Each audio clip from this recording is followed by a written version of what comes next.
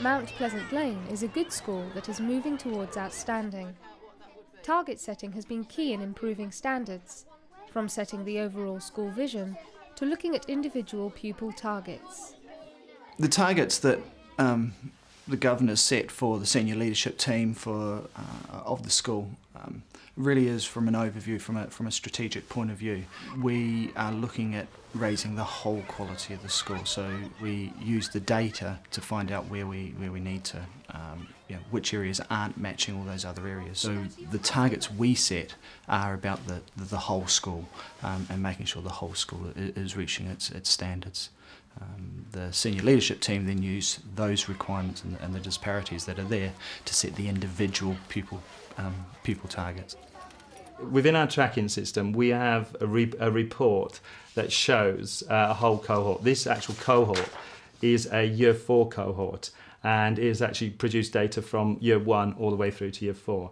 It's very, very clear in terms of the actual colours it produces to show us where the children are at this moment in time.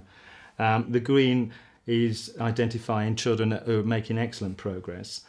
The white actually is actually showing the children who are on progress for their target, and the actual pink colour shows the children who are falling behind their targets, and they are the children we identify in our progress meeting. Throughout the year we monitor the children's progress by termly assessments, and from that we look at the children who perhaps are not making the expected amount of progress, because on the target tracker sheet we can see at a glance the children that are coming up pink are the children not making the progress for age-related or even for their end-of-year target. So those ones might specifically be targeted on pupil progress sheets where you're targeting extra support from them. Pupils have their own targets too. Well, the teachers give us a worksheet. It's usually got a chart on it, and it will say our targets and the starting date and when we've achieved them, how well we're doing. I prefer with the targets actually, because it gives me something to work at, and it doesn't let my mind wander. I want to achieve it. You focus more. Yeah, I focus more. It keeps on you on that target, so because you want to get it. Making sure pupils stay on track is one thing, but what about the bigger picture? There's 3 meetings a year with the school improvement partner. The first is the target setting, where she comes and helps us set our targets for the year. The second is the joint annual review, or JARV. She comes in and helps us drill right down into the data and points out areas that we need to look at.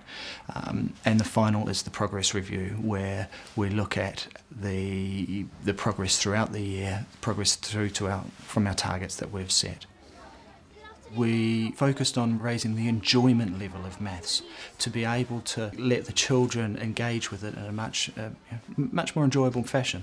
The reasoning behind that is if they enjoy it, they'll feel confident. If they're confident, they'll then achieve. Well, we're doing a maths lesson about percentages, but to make it fun, we're making a restaurant out of it, and we're making some people waiters that have to do a lot of work by running about, and some people are being customers that get a menu. They have to pick what they would like. The maths initiative that we've been working on this year has had a massive impact upon children's progress, I feel, because it's making the teachers, especially with the younger ones, thinking more along the lines of involving them in more practical activities, which has had a positive impact upon their learning and therefore their progress. Target setting has been a very, I would say, a paramount aspect towards actually moving the school forward.